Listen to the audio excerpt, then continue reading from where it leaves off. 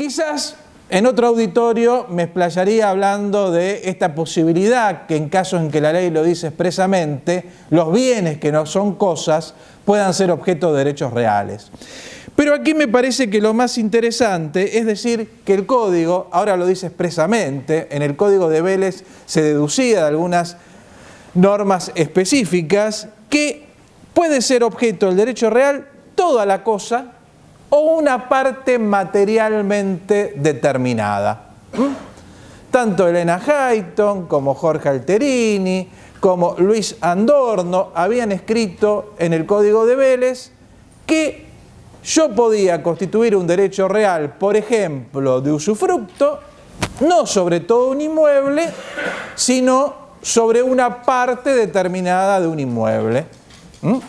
Lo habíamos dicho también con respecto al derecho real de superficie. No sobre todo el inmueble, sino sobre una parte determinada del inmueble. Se había dicho también con respecto a hipoteca, no con respecto a todo el inmueble, sino sobre una parte materialmente determinada del inmueble. Y aquí entra la parte donde después los abogados se nos empiezan quizás a quemar los conocimientos. Y bueno, ¿y cómo determinamos el inmueble? Los autores que han escrito sobre esto han dicho, bueno, con un plano o con un croquis según se exija en la jurisdicción respectiva.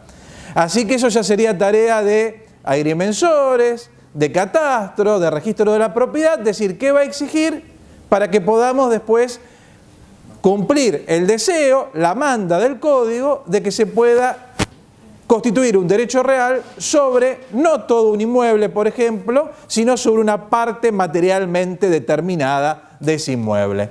Sin necesidad de que sean dos títulos separados, sino que sean el mismo título. Si no se quedan dormidos, sí. Que sea el mismo título. Esto me parece que es una cuestión interesante a tener en cuenta y que habrá que implementarlo, terminar de implementar o de mejorar o de afinar. Ahora en el código está expreso y no podría haber duda en ningún tipo de jurisdicción. Si hubiera alguna duda en algún tipo de jurisdicción se puede contestar, no sé cómo, pero háganlo porque hay que hacerlo, el código de fondo lo prevé. La segunda, casi modificación, lo encontramos en el 1884. El 1884, ¿qué nos viene a decir nuevamente? El tema de la tipicidad y el tema de la principalidad de la ley en materia de derechos reales. Es decir, todo está prácticamente regido por la ley. La regulación de los derechos reales en cuanto a sus elementos, contenido, adquisición, constitución, modificación, transmisión, duración, extinción, es establecida solo por la ley. Tipicidad. Ahora bien, ¿qué decía el Código de Vélez? Si se constituyera un derecho real no previsto por el Código, se modificara en lo que no se puede modificar, se considerará derecho personal si como tal pudiera valer. Aquí la norma es mucho más rotunda. Es nula la configuración de un derecho real no previsto en la ley o la modificación de su estructura. Es decir, si a la luz de Vélez, en algún fallo que hubo muy pocos, o en algunos ejemplos doctrinarios se decía, si se pretende constituir una enfiteusis, valdrá como arrendamiento, acá en principio es nulo.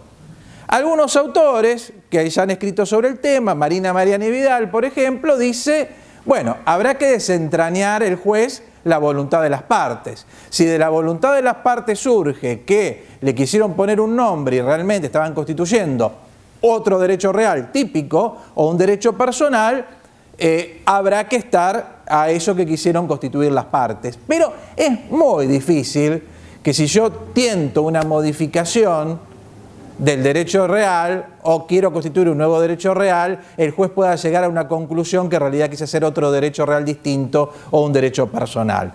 Por tanto, en principio, y va a ser lo más común, si el derecho real no está previsto, si se modificó la estructura del derecho real de una manera que no se puede realizar, el derecho real es nulo, no tiene valor en el mundo jurídico. El artículo 1885 aparentemente no tiene modificación, porque dice que si quien constituye o transmite un derecho real que no tiene lo adquiere posteriormente, la constitución o transmisión del derecho real queda convalidada. Ustedes saben que por el principio del nemo plus iuris, nadie puede transmitir un derecho mejor y más extenso del que se trata. En principio, si uno transmite algo que no tiene o más extenso de lo que tiene, no va a ser válido. Este principio actualmente está en el artículo 399 del Código Civil. Sin embargo, este artículo permite la convalidación. Yo no era el titular, pero luego vengo a ser el titular. El derecho queda convalidado. Parece igual que en Vélez, pero hay una sutil diferencia. Que en el Código de Vélez la hipoteca no podía ser convalidada porque había un artículo que decía que la hipoteca efectuada por el no dueño no era convalidable. Como esa excepción ya no existe en este código, todos los derechos reales son convalidables. Todos son convalidables. Un temita que también me parece interesante es un tema que es prácticamente de terminología, que se encuentra en el artículo 1888, segunda parte, que siguiendo al proyecto del 98, esto es bastante repetido, en mucho se sigue el proyecto del 98, en mucho, no en todo, en mucho. En la segunda parte dice, con relación al dueño de la cosa, los derechos reales sobre cosa ajena constituyen carga o gravámenes reales. Entonces, cuando hablamos de una carga o gravamen real, no estamos refiriendo a un derecho real sobre cosa propia, dominio, condominio, propiedad horizontal, que está grabado con un derecho real sobre cosa ajena, usufructo, hipoteca, etc. Ese derecho real tan amplio queda limitado y esto es lo que el código va a llamar cargas o gravámenes reales. Es decir, cuando en el lenguaje nos vamos a referir a cargas o gravámenes reales, nos estamos refiriendo a ese extremo, a eso y no a otra cosa. Una carga real no será, por ejemplo, una obligación propter rem, será un derecho real que hay sobre una cosa propia que la está grabándose con un derecho real sobre cosa ajena. Bien. Ahora empiezan algunas modificaciones al proyecto del 98. Artículo 1891. Ejercicio por la posesión o por actos posesorios. Todos los derechos reales regulados en este código, dice, se ejercen por la posesión, excepto las servidumbres y la hipoteca. A ver, de la hipoteca no hay duda. La hipoteca es aquel derecho real en el cual siempre dijimos no hay posesión. A ver, en realidad debería haber dicho, en un afán de completividad, la hipoteca y la prenda con registro. Porque esto está general, es también para cosas muebles este artículo. Entonces habría que haber dicho la hipoteca y la prenda con registro. Más que después se menciona la prenda con registro cuando se habla de prenda. Pero después habla de las servidumbres. El proyecto del 98 hablaba de la servidumbre negativa, es decir, aquella servidumbre en la que yo me obligaba a no hacer algo. Y entonces, bueno, ahí no hay ninguna posesión, porque la obligación del dueño del fondo sirviente es no hacer. Y el derecho de que tiene el fondo dominante es que el del fondo sirviente no haga, punto. Entonces ahí no hay duda que no había posesión. Pero ¿qué pasa con las servidumbres positivas? Aquellas que implican que yo deje, dueño del fondo sirviente, hacer algo en mi inmueble y que el del fondo dominante puede hacer algo en inmueble ajeno. Bien, esto era discutido en doctrina. Allende, hay dos grandes autores de derechos reales de los 50 y 60, o tres quizás, vamos a sumarlo a Molinario, pero básicamente Allende y Gatti, Allende por un lado y Gatti por el otro lado, que escribieron sendas teorías de los derechos reales que tuvieron mucha influencia en los autores posteriores, en Marina Mariani Vidal, en Elena Hayton, en Jorge Alterini, etc. Allende decía, bueno, pero de alguna manera, si bien uno no se apodera de la cosa, uno tiene la posesión de la cosa. Gatti va más allá, dice, no hay posesión. Hay actos posesorios, pero no hay posesión. Lo va a tomar esto el proyecto, perdón, lo va a tomar esto el código y va a decir en el último párrafo, las servidumbres positivas se ejercen por actos posesorios, concretos y determinados, sin que su titular ostente la posesión. En el proyecto del 98 no era así. Únicamente decía, no se ejercen por la posesión, la hipoteca y las servidumbres negativas. Ahora, las servidumbres positivas, acá dice que no se ejercen por la posesión. Sí hay actos posesorios. Entonces dice algún autor, ¿pero cómo esto? Hay actos posesorios, pero no hay posesión. Medio un contrasentido. Claro, y yo diría, en realidad hay posesión, pero hay posesión, ustedes saben que posesión abarca cualquier derecho real que se ejerce por la posesión, lo que pasa es que yo lo ejerzo a la manera de ese derecho real. Como titular del derecho de dominio lo ejerzo de una manera, como titular de usufructo lo ejerzo de otra, como titular de superficie lo ejerzo de otra. Bien, yo diría que en realidad uno ejerce la servidumbre como poseedor a la manera de la servidumbre. Bien, ahora, esto trae un problemita, ¿no? Porque en el Código de Vélez, las servidumbres continuas y aparentes se podían usucarpir. Ahora, no está, por un lado, la clasificación de continuas y aparentes desaparece, no existe. Pero ¿se pueden usucapir o no las servidumbres? Si nos atenemos a este artículo y no dice nada en el título de servidumbres, no se podrían usucapir las servidumbres, cualquiera sean las características. Si estábamos al proyecto del 98, las servidumbres, sean continuas y aparentes o no sean continuas y aparentes, podían ser usucapibles. Parecería, aferrándonos al texto expreso de la ley, que no se podrían usucapir. Ahora bien, ante el caso concreto, habrá que ver de acá a 2, 5, 10, 15, 20, 30 años qué dice la jurisprudencia. O quizás el tema no se plantee demasiado y sigamos eternamente con la duda si son usucapibles o no. En principio la respuesta sería no. Esa sería la respuesta en principio.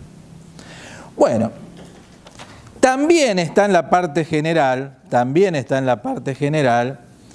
uno de los temas más apasionantes del derecho, que es la prescripción adquisitiva. La prescripción adquisitiva que en ciertos públicos, no en ustedes por supuesto, porque además están muy metidos en el tema, causa cierta asombro, esto de poderme yo convertir en dueño, al cabo de un cierto tiempo por estar poseyendo, sin buena fe, causa realmente un asombro infinito. Pero en realidad es la manera que tiene la legislación de sanear los títulos. Si no existiera la usucapión, tendríamos que estar examinando por este principio que habíamos dicho de que nadie puede transmitir un derecho mejor y más extenso que el que tiene, todos los títulos antes de llegar a aquella bula de Alejandro VI que le donó las tierras a la corona y después ver la corona cómo lo fue transfiriendo y cómo llegamos al día de hoy en que yo compré el lote en el loteo de tal. Entonces, por eso decimos que el estudio de títulos se hace nada más que por 20 años. ¿Por qué por 20 años? Porque entendemos que a los 20 años queda saneado por el tema de la prescripción adquisitiva. ¿Qué hay de interesante en la prescripción adquisitiva? Bueno, ustedes saben que la prescripción adquisitiva interesante, por lo menos en nuestro ámbito, es el inmobiliario. Se mantienen los dos tipos de prescripción adquisitiva. La prescripción adquisitiva breve, o corta, la que también se la llamaba la prescripción adquisitiva ordinaria, cuando era la que uno menos veía en la práctica, que como ustedes saben requiere justo título y buena fe, y se mantiene el plazo de 10 años. justo título, todo aquel acto que tiene por destino transferir el derecho real de que se trate, revestido de las solemnidades necesarias, escritura, si es una escritura, boleto de compraventa no es justo título, no es justo título, pero donde falla la persona de la cual emana. La persona no es capaz o la persona no está legitimada al efecto, es decir, es un no propietario. Aquí existe una opinión disidente que es la de Moisés Despanés.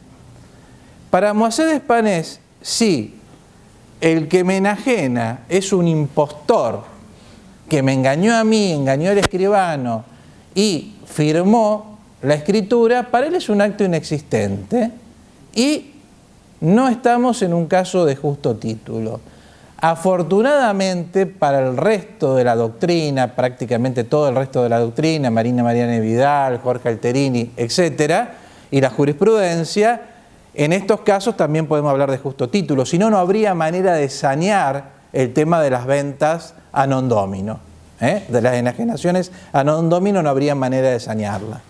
Así que entendemos dentro del término de justo título todo esto. Otra cosa interesante con respecto a esto es la fecha, porque el artículo 1903 dice que se presume, salvo prueba en contrario, que la posesión se inicia en la fecha del justo título, y lo dejamos ahí, porque después dice, o de su registración si es constitutiva. Se está refiriendo a automotores, los equinos, las palomas, pero en materia inmobiliaria, que es interesante también. Es decir, yo presento el título y se presume que a partir de la fecha del título soy el poseedor. Con lo cual, tengo una base interesante. Para empezar a contar el plazo. Así es. Para empezar a contar los 10 años. Puede haber prueba en contrario. Bien, sentencia de prescripción. Cuando habla de la sentencia de prescripción, en el artículo 1905, nos estamos refiriendo en general a la prescripción larga, es decir, aquella que en materia inmobiliaria requiere 20 años, no requiere título, no requiere buena fe. ¿Por qué en general además es evidente que el artículo se refiere a eso? Incluso en general no se ven fallos de usucapión corta. Primero porque nadie que tenga justo título, 10 años y buena fe, va a ir al juez a decirle quiero el título porque mi título tiene un defecto. Si soy de buena fe se supone que no me di cuenta. Si yo voy al juzgado y digo, ahora me di cuenta, me puede decir, usted hubiera obrado con cuidado antes y se hubiera dado cuenta. Y si se pudo dar cuenta, no es de buena fe. Entonces, me voy a quedar callado, voy a esperar que pasen los 20, 25, 30 años y no voy a decir absolutamente nada. ¿Cuándo aparecen estos títulos? Cuando aparece el verdadero propietario y me demanda por reivindicación. Ahí si aparece el verdadero propietario y me demanda reivindicación, como defensa, digo, no, prescripción adquisitiva, tengo justo título, buena fe, plazo de 10 años, su demanda queda paralizada. Pero bueno, vamos a la larga, que necesito 20 años. Acá se mantiene lo que estaba en el Código de Vélez.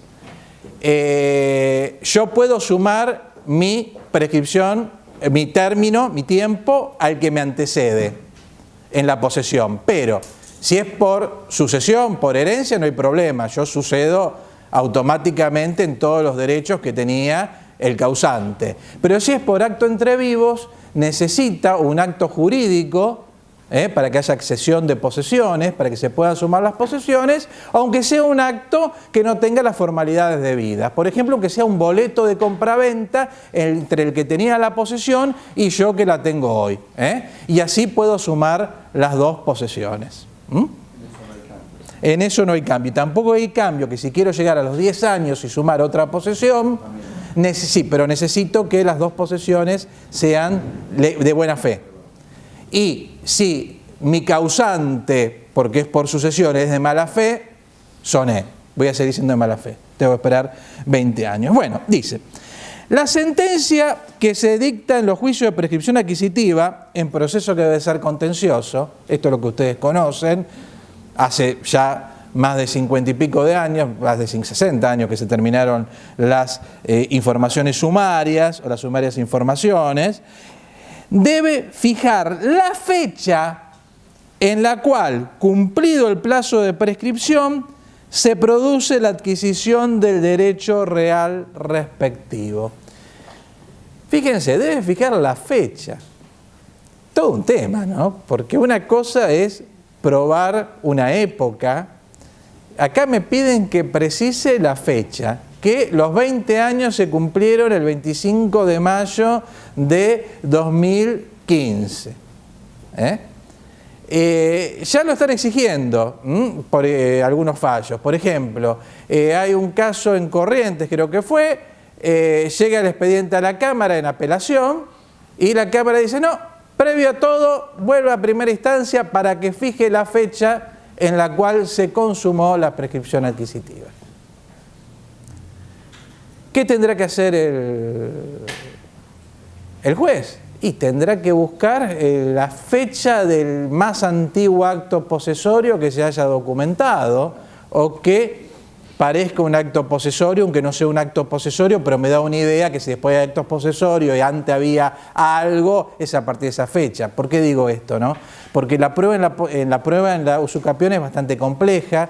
Ustedes saben que no puede ser únicamente testimonial, pero supongan que yo pruebo que en el 94 efectué un montón de actos posesorios y en el 93 ya tengo domicilio ahí, domicilio registrado, en el documento, en la partida de matrimonio y en la libreta de colegio de un hijo. Bueno, en definitiva, sumando las dos cosas, puedo pensar que es desde el 93, aunque el primer acto posesorio lo estoy probando a posteriori, un acto material cuando hablo de acto posesorio, ¿no? Claro, esto viene de una ponencia de el tercer gran autor que le decía Derechos Reales de los años 60, 50, que es Molinario, en el Cuarto Congreso Nacional de Derecho Civil. Molinario decía que el juez debía precisar esto y que si no se podía precisar, tenía que ser el día anterior a la presentación de la demanda. Es decir, si el juez no lo hubiera podido precisar, tenía que tomar el día anterior a la presentación de la demanda como el día en que comenzó el día que se consumó la prescripción adquisitiva. Bien. Segundo tema interesantísimo. La sentencia declarativa de prescripción larga no tiene efecto retroactivo al tiempo en que comienza la posesión. La gran mayoría de la doctrina argentina, siguiendo una opinión de Salvat, que ciertamente era una opinión un poquito, digamos, forzada, pero que la jurisprudencia la siguió en forma unánime y la mayoría de la doctrina la siguió, decía que consumado el plazo de prescripción adquisitiva era retroactivo al momento en que comenzó la posesión. Es decir, consumado los 20 años, se la consideraba retroactiva al momento en que comenzó la posesión. Eso tiene influencia en qué cuestiones, que después vamos a ver los matices que todavía hay, ¿no? Pero que si el que era el propietario constituía derechos reales, o había embargos, como era retroactiva el momento en que yo comencé mi posesión, todos esos derechos quedaban sin ningún tipo de valor. Ahora no es así en la prescripción larga, con lo cual se sigue la opinión que era no solitaria, pero aislada en la doctrina de Elena Hayton, con lo cual el primer inconveniente es el tema de los frutos, porque en principio parecería que yo tengo que devolver los frutos porque fui de mala fe hasta que se cumplieron los 20 años. Y como fui de mala fe hasta que se cumplieron los 20 años, estaría debiendo todos los frutos. Con lo cual, dice Jorge Alterini, esto podría ser una victoria pírrica. Me puede salir mucho más caro la salsa que el pollo. Bien, ¿qué pasa en el derecho comparado y tiene interés en esto? El derecho español no dice nada, si no es retroactivo o no. Y Díaz Picasso, que es uno de los más grandes autores españoles, dice, mire, no dice nada. Y debería haber una norma expresa que lo dijera, pero porque si no, como es una ficción, no debería ser retroactivo. Pero hay que considerarla retroactiva porque si no estaríamos matando la prescripción adquisitiva. En Italia hay autores como Messineo que dice que es retroactiva, tampoco hay ninguna norma. Hay autores como Bianca que dice que no. Y hay autores que dicen, miren, no es retroactiva, pero igual si alguien intenta la reivindicación y la pierde porque hubo una prescripción adquisitiva, o demandado por usucapión la pierde porque hay prescripción adquisitiva, el que adquiere el dominio no debe los frutos porque la obligación de pagar los frutos es consecuencia de una demanda de reivindicación triunfante. Si no hay una demanda de reivindicación triunfante, no hay derecho a reclamar los frutos. Esto, que también es la opinión de Elena Hayton, que ya con el Código de Vélez decía que no era retroactivo, era más clara con la normativa del Código de Vélez. Ahora esto no surge tan claro de que yo no deba los frutos. Sin embargo, creemos que hay que, digamos, apoyar la tesis, porque si no, realmente estaríamos quitándole sustento a una institución que no es únicamente para beneficiar al poseedor, sino que también tiene un efecto social, que además de sanear los títulos, el que explote el inmueble ante un propietario que lo ha dejado descuidado, sea el que se beneficie de ese inmueble. De cualquier manera, yo creo que un abogado prudente esperará 20 años más los años para la prescripción de la obligación de restituir los frutos, con lo cual entonces ahí no tendríamos ningún riesgo al respecto.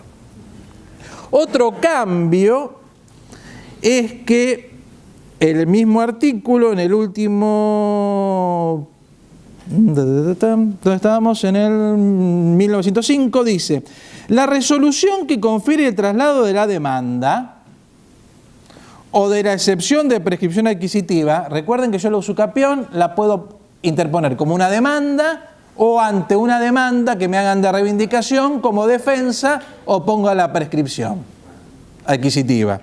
Dice, el traslado que confiere el traslado de la demanda o la excepción de prescripción debe ordenar de oficio la anotación de litis con relación al objeto a fin de dar a conocer la pretensión. Es decir, ante la demanda o ante la excepción que dice usucapión, hay que inscribir como litigioso el inmueble. Acá no estamos hablando de la inscripción de litigioso como una medida cautelar, que necesitaría, por ejemplo, fianza de parte del que pide la medida, sino que en realidad el juzgado tiene la carga de noticiar a todos los terceros que andan dando vuelta, ojo que este inmueble tiene este inconveniente porque hay alguien que está alegando que tiene la prescripción adquisitiva del mismo y por tanto cuidado si usted va a adquirir derechos reales, otro tipo de derechos sobre este inmueble, porque no va a poder alegar buena fe. Esto también responde a la ponencia de Molinario en el año 69 y también ya en el mismo fallo que les dije de Corrientes se ordena al juez de primera instancia que antes de recibir la Cámara el expediente proceda a la anotación de litigioso. Con lo cual el juez, mientras no tenga constancia que se anotó de litigioso el inmueble, no debería seguir dando trámite al expediente. Quizás hubiera sido más acertado decir que antes del traslado de la demanda o antes del traslado de la excepción de prescripción se debe proceder a la notación registral. Porque si no, estamos en un paralelo. El traslado de demanda está conferido, lo puedo notificar, ya estoy haciendo avanzar el expediente, pero sin embargo está la necesidad de anotarlo de litigioso. ¿Y qué pasa si no lo anoto de litigioso? Porque en rigor ahí no establece ninguna sanción ni ninguna paralización del procedimiento. Esto lo estoy pensando a medida que lo hablo con ustedes, porque no lo había pensado con anterioridad. Así que digamos que es un poquito incompleto. Yo, si fuera el juez, el juez tiene que, el juez no lo va a hacer, va a pedir, pues yo le diría, previo a todo trámite, después que me lo discutan, previo a todo trámite, así como le digo, previo a todo trámite, tráigame el plano, previo a todo trámite, tráigame el informe, previo a todo trámite, proceda a anotar de litigioso el inmueble. Porque también la responsabilidad va a ser del juez si no se anota. Estamos hablando como un síndico en una quiebra que no anota la inhibición. Y es responsabilidad del síndico, y no sé si no es responsabilidad también en parte del juzgado. Entonces, yo como juez, si fuera juez, que no lo soy, me curaría en salud y pediría primeramente eso.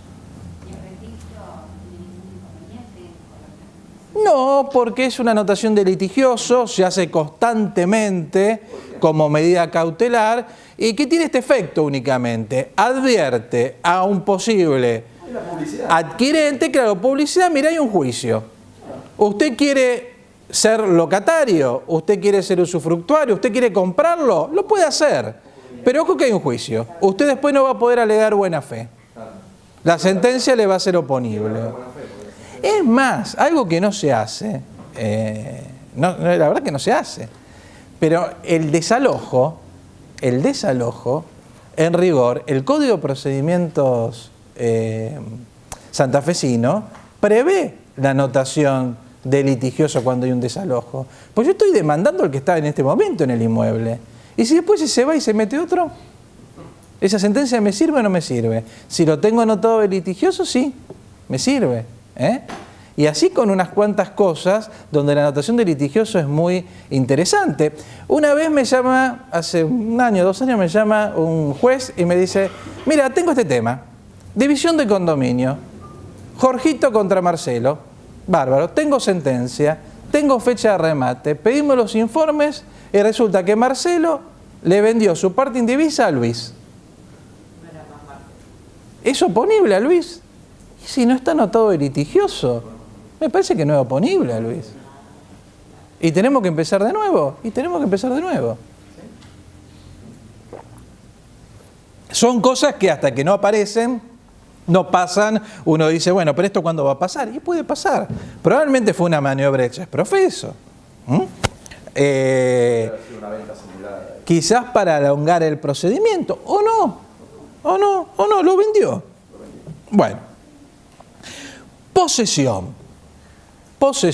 Tema que todos los autores, empezando por Savigny, dice que comienzan con lamentaciones, porque todos dicen lo difícil que es el tema posesorio, las distintas teorías, lo encontrado que es el tema.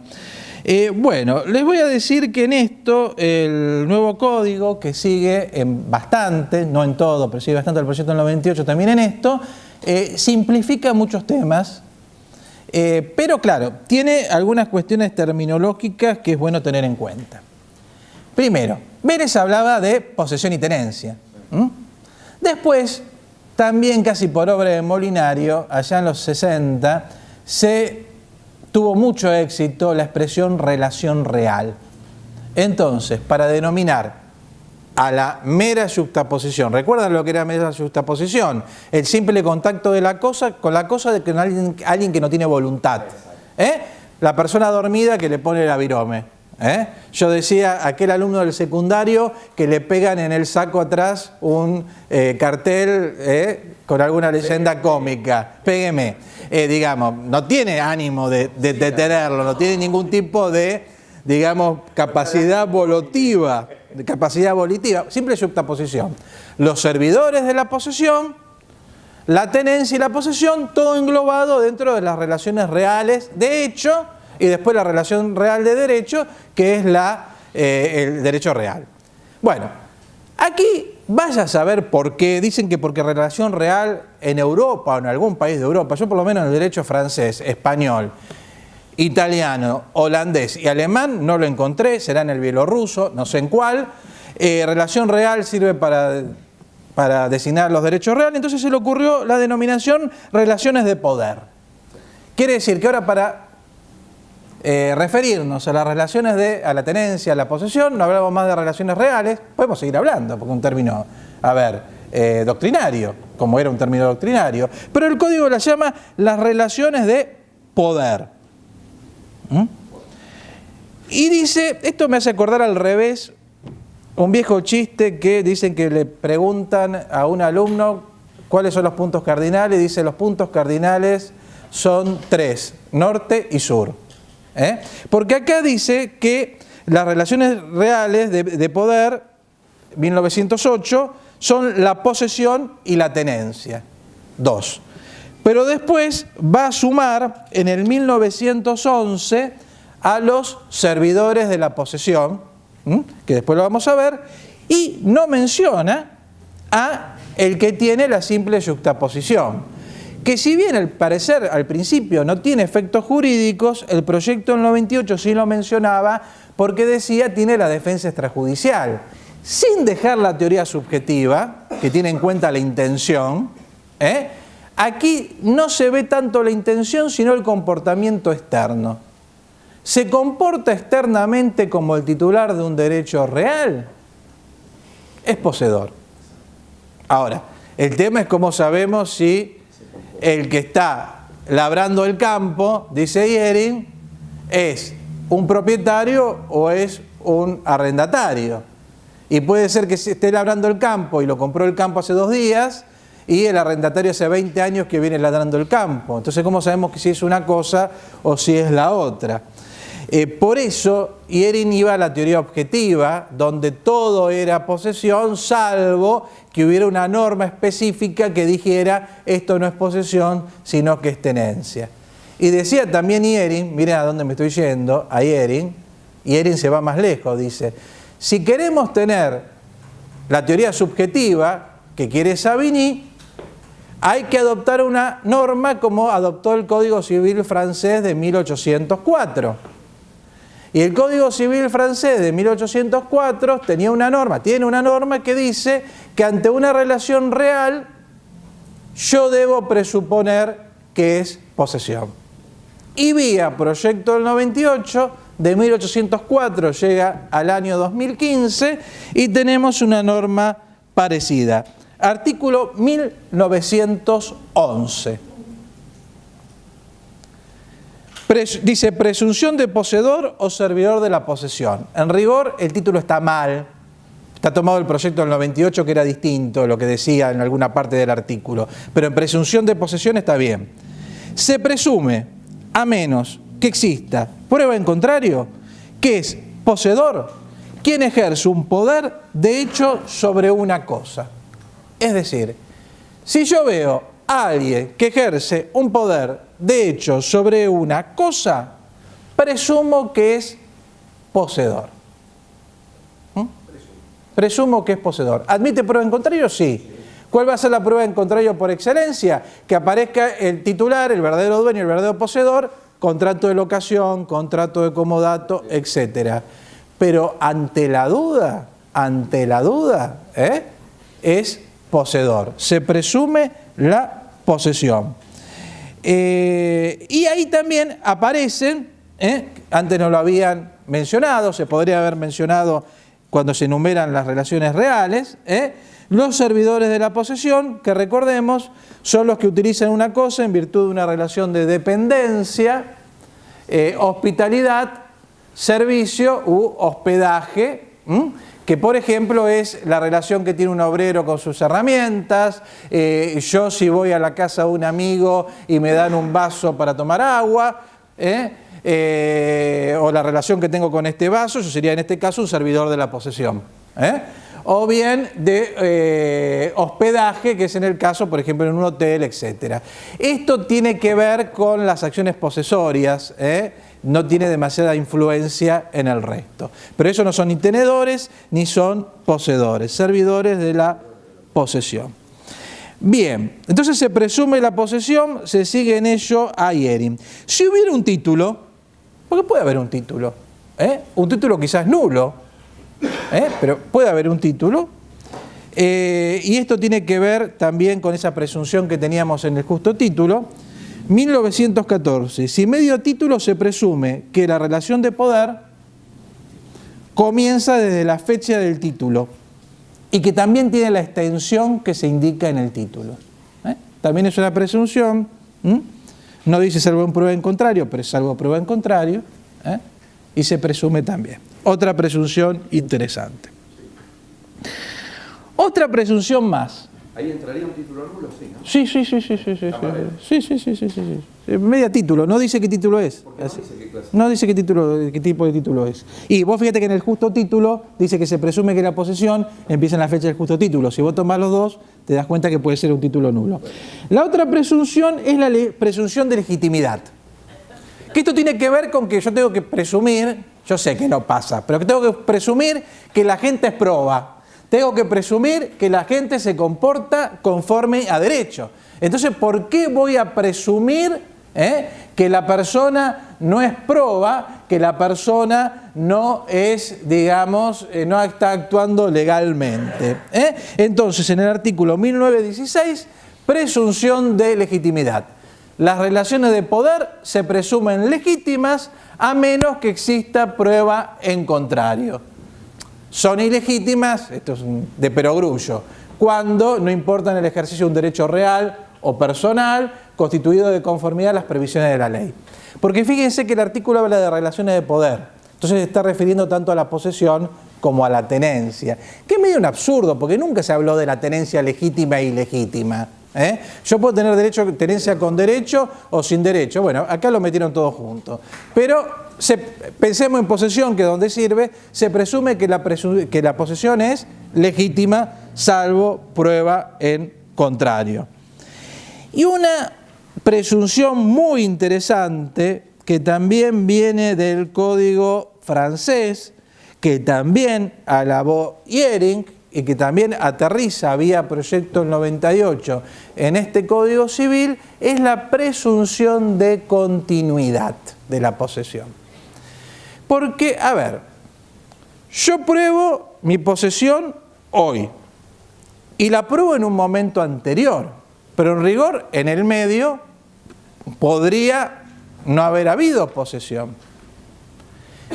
Entonces aquí, y esto facilita la prueba del usucapión, y de alguna manera esto ya se interpretaba así, se aplicaba así, pero ahora lo dice expresamente el Código en el artículo 1930, presunción de continuidad. Se presume, a menos que exista prueba en contrario, que el sujeto actual de la posesión, olvídense de la tenencia que acá no interesa, que prueba haberla ejercitado anteriormente, la mantuvo durante el tiempo intermedio. Si yo pruebo que soy poseedor hoy y pruebo que fui poseedor hace 25 años, se presume, salvo prueba en contraria, que en el medio seguí siendo poseedor. Y no está mal. No está mal. Yo tengo, a ver, dos pruebas. Tengo un mandamiento del oficial de justicia que fue al inmueble que ocupa mi cliente, ahora que no es dueño, el tipo estaba ahí, dice, ¿usted en qué carácter de qué está? De propietario. Y después probamos con una constatación en el juicio que es poseedor ahora. En el tiempo intermedio se presume que fue poseedor. Con lo cual, con dos pruebas, tengo los 20 años cubiertos que voy a necesitar para la prescripción adquisitiva. Otra cuestión también que, bueno, se presume la buena fe, eso ya estaba también en el Código, pero otra cuestión que también es interesante es el artículo 1928, que reproduce un artículo de Vélez. Pero ¿qué es lo interesante? yo estoy tratando de olvidarme de la tenencia porque en un montón de cosas la tenencia está un poco forzada acá adentro. Pero en la estructura del código quiere tratar las dos relaciones reales o de poder, posesión y tenencia juntas, y por eso la menciona en los mismos artículos. Pero cuando habla de los actos posesorios, no habla de actos de relaciones de poder o actos de los que se infieren la posesión o tenencia. Habla de actos posesorios. En el Código de Vélez se discutía que si los actos posesorios que enumeraba, se discutía si estos actos realmente eran posesorios o quizás únicamente se podía extraer la tenencia, o si eran posesorios, si era para juzgar las acciones posesorias, pero no si era para juzgar la usucapión, y que debían ser actos de una mayor entidad, porque esto lo puede hacer tanto el poseedor como el tenedor. Y es cierto, porque fíjense que la cultura, la percepción de fruto, el amojonamiento, bueno, la mejora, sí, porque vos lo ves desde el punto de vista legal, pero ellos lo están viendo desde el punto de vista material. Fui y puse mojones. La exclusión de terceros y en general su apoderamiento por cualquier modo que se obtenga, que como dice Alterini, el modo por excelencia, ¿cuál es? Habitar el inmueble. Habitar el inmueble. Si yo habito el inmueble, por excelencia. Pero aquí no hay duda, habla de actos posesorios. Y como la posesión además se presume, no hay duda que estos actos, todos, incluso entendido en forma amplia, me sirven para probar la posesión y me sirven sobre todo para el tema de la prescripción adquisitiva en la mayor parte. Entonces tenemos que todas estas normas vertebran bastante en forma interesante el hecho posesorio. Y el último artículo que quedaría para ver en esto, que parece también muy interesante para ver, es el tema de la interversión. ¿Por qué? Porque en rigor, como yo empecé mi relación real, sigue mi relación real.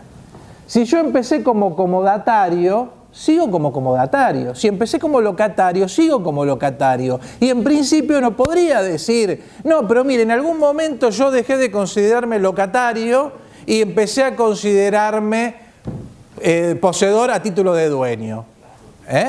O en ningún... 1915, ¿no? Claro, el 1915, que va a decir, que esto repite un poco de Vélez, es el tema de la causa, la inmutabilidad de la causa. Nadie puede cambiar la especie de su relación de poder por su mera voluntad o por el solo transcurso del tiempo. Se pierde la posesión, pero hay un caso, que es la interversión. Se pierde la posesión cuando el que es tenedor, porque fíjense esto alambicado, ¿no? Cuando tiene la cosa a nombre del poseedor, cuando el que es tenedor manifiesta por actos exteriores la intención de privar al poseedor de disponer la cosa y sus actos producen ese efecto. Por ejemplo.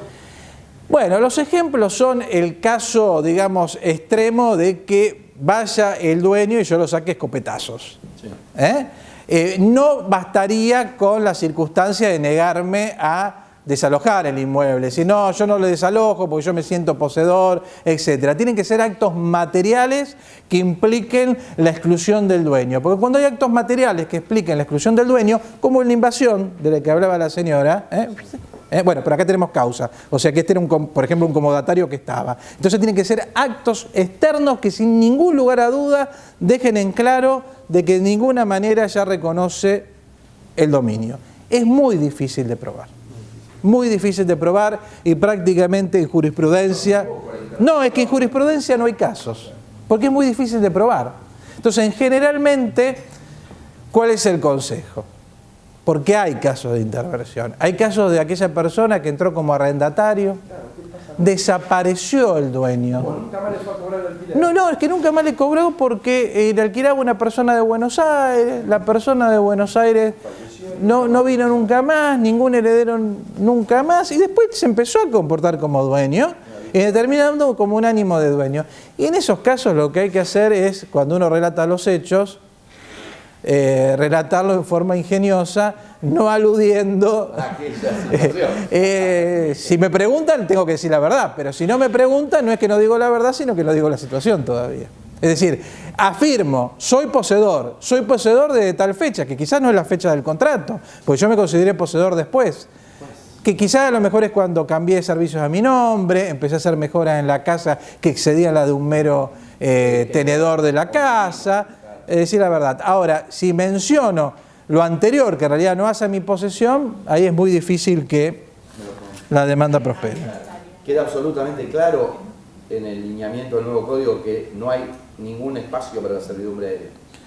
Sí, no. Ahora se abren las servidumbres y es más light toda la... Sí, pero no... ¿Vos no le ves? No porque el derecho real en ese caso sería el derecho real de superficie. No le veo lugar a la servidumbre. Solamente la superficie, pero limitada en el tiempo, ese es el problema. Limitada en el tiempo. Lo que pasa es que es muy limitada en el tiempo, porque son 50 años. Salvo el caso. Mirá, era un poco el artículo que iba a mencionar en dominio, en la presunción de dominio, segundito, que dice... porque me había ido a condominio acá, que dice en el 1945, segunda parte,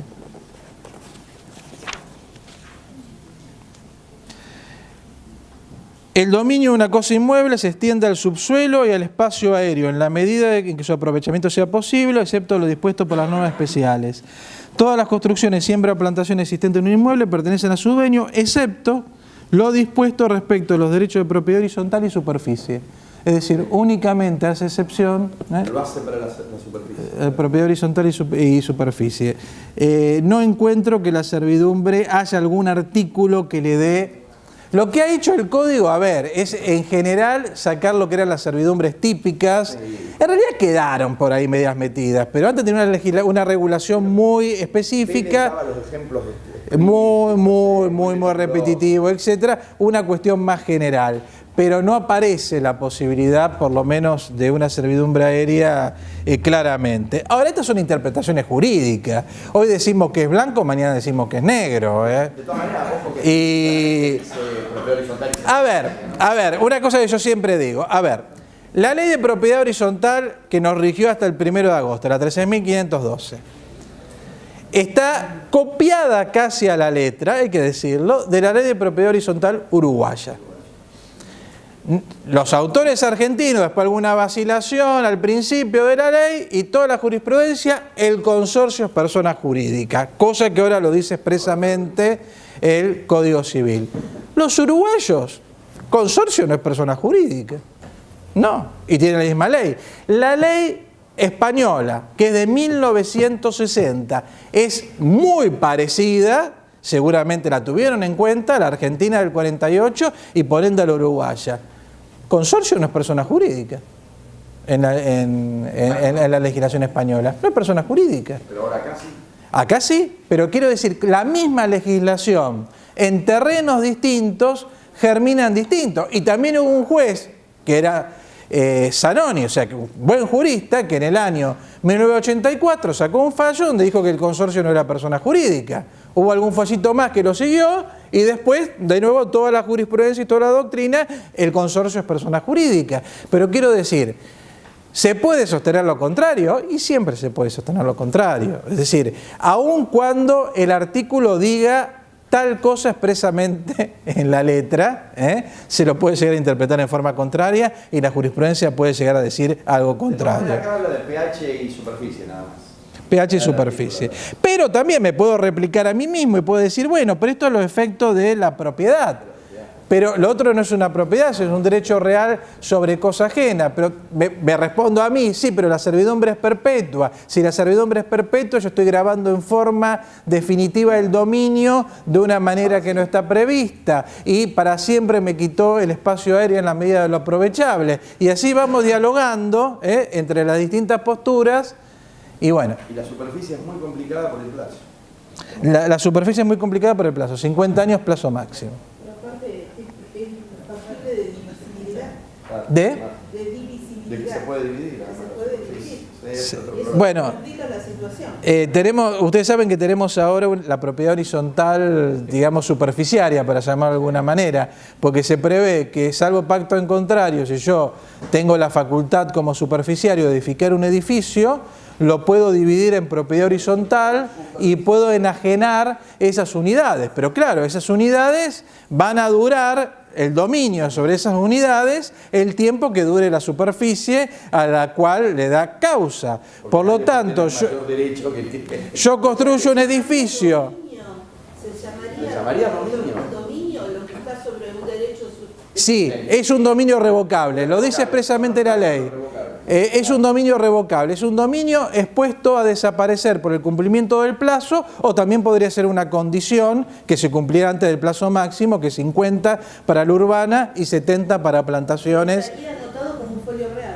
Estaría anotado como un folio real, donde por un lado, a ver, en el folio real del inmueble se abre otro folio real donde se anota la superficie. Entonces, por un lado va el terreno, digamos, porque el terreno lo puedo hipotecar, va a haber que respetar la superficie, pero el terreno lo puedo hipotecar, va a haber que el que lo compre va a tener que respetar la superficie. Y por el otro lado va la superficie, y la superficie la puedo hipotecar, la puedo grabar con derecho real de usufructo, puedo grabarla con una servidumbre el tiempo que dure la superficie, puedo afectarla a esta propiedad horizontal, con lo cual ahí voy a tener que abrir una nueva matrícula, no sé, ahí en propiedad horizontal. Ahora, la gran pregunta... Nosotros siempre pensamos o tendemos a pensar equivocadamente en que el dominio es siempre perfecto. Y aparece acá la figura del dominio revocable. Aparece acá la figura del dominio revocable, que en realidad lo que pasa... No, siempre existió. Acá se siguió a través del proyecto del 98 nuevamente el Código Civil italiano. En el Código Civil italiano la superficie tiene dos elementos, que es la propiedad edificada, y estoy bien en edificada porque únicamente en el derecho italiano hay propiedad edificada, no hay superficie agraria, la propiedad edificada, que es verdadero dominio, y el derecho a edificar. Hay dos planos. Entonces, como derecho a edificar, es un derecho real sobre cosa ajena. Pues yo tengo un inmueble y tengo derecho a edificar sobre el inmueble. Derecho real sobre cosa ajena. Cuando empiezo a levantar el inmueble, sobre lo que voy levantando, tengo un derecho real sobre cosa propia, que es un dominio revocable, porque está expuesto únicamente a durar hasta el cumplimiento del plazo o de la condición. ¿Va a tener éxito la superficie en la Argentina? A ver, Italia no ha tenido éxito. España no ha tenido éxito. Díaz Picasso dice que porque la mentalidad española es que queremos ser propietarios, un poco la mentalidad argentina, o por lo menos del viejo tano argentino, digamos, ¿no? Porque este español, de ser propietario de los ladrillos, yo quiero tener la tierra. Pero para mí el éxito va a depender del tema impositivo. Si la superficie llega a ser atrayente para que una empresa levante un edificio que sabe que no lo va a usar más de 30, 40 años, porque después va a quedar viejo y no sirve. Claro, no lo va a interesar, y además terrenos muy caros, supongan terreno en Puerto Madero, etcétera, y el tratamiento impositivo es favorable, quizás la superficie se desarrolle. Ahora, si el tratamiento impositivo lo mata, y no se va a desarrollar. A ver, el break. Pero tenemos 5 minutos para redondear. Bueno, a ver, no, condominio, le digo el último de condominio, es muy chiquito lo de condominio, y le dejo medianería, que es una cuestión que se le trae para la próxima. En condominio se permite que pactemos la indivisión del condominio, cuando son estos condominios voluntarios, que son la mayoría, el normal, ya no por 5 años, sino por 10. Ahora, para ser oponible a terceros, tengo que inscribir ese pacto de no dividir en el registro respectivo. Con lo cual, si yo compro una parte indivisa, está inscrito en el registro, soy un tercero de buena fe, perfecto, Pero no voy a poder pedir la división porque estoy afectado por ese pacto. Si no estuviera inscrito en el registro y yo no tengo manera de conocer la existencia del pacto con anterioridad, porque nadie me lo dijo, yo voy a ingresar al condominio y voy a poder pedir la división de condominio. Entonces el consejo que uno le da a la gente que quiere hacer ese pacto es decir, bueno, hagan el pacto, pero lo tienen que escribir en el registro. Y el registro lo más probable es que me pida escritura pública, ¿no? El pacto va a tener que ser por escritura pública. No, no lo va a aceptar. Porque además está modificando de alguna manera un derecho real. Entonces va a ser por escritura pública, lo vamos a tener que escribir en el registro y cualquiera que adquiera va a tener que estar a ese plazo máximo de 10 años que tenemos pendiente. Mira, es todo un tema. Este código ya está en el proyecto del 98. Alarga todos los plazos en materia de derechos reales. Fíjense, usufructo, superficie son plazos muy largos, acá 10 años, en derechos personales la locación, con lo cual se puede llegar a ocurrir lo que no quería Vélez. Prácticamente una división entre el dominio útil y el dominio directo. Porque si yo hoy sobre un campo de mi propiedad constituyo una superficie por el término de 70 años, en mi vida no lo voy a ver. Y en la vida de mis hijos, salvo que uno viva 102 años y el otro viva 99, Dios quiera que lo viva, ni más también, le va a costar bastante verlo. Es decir, a ver, son plazos muy largos, son plazos que realmente no sé si son para la Argentina. Es más... Todavía no está. Bueno, sigo.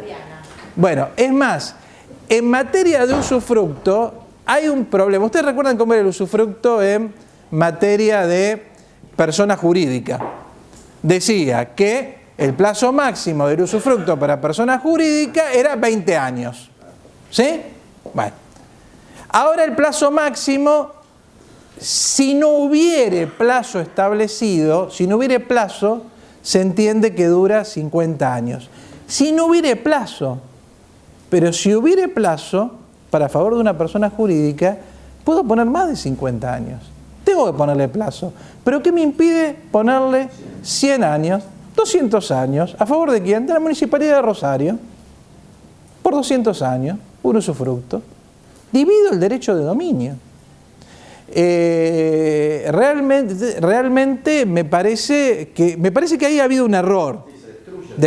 Para mí ha habido un error del legislador ahí. Pero lo cierto que existe.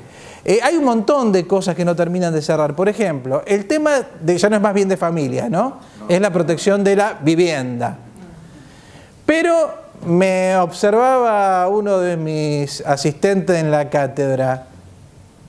Yo soy usufructuario de un inmueble donde vivo, destinado a vivienda. No lo puedo poner bajo la protección de el capítulo que protege la vivienda, porque en principio, acá dice la norma 200 y pico, dice que tiene que ser, y me hace un buen razonamiento, lo va a llevar como ponencia a las jornadas nacionales, ¿no? Dice, legitimados, la afectación puede ser solicitada por el titular registral. Dice, ¿quién es el titular registral?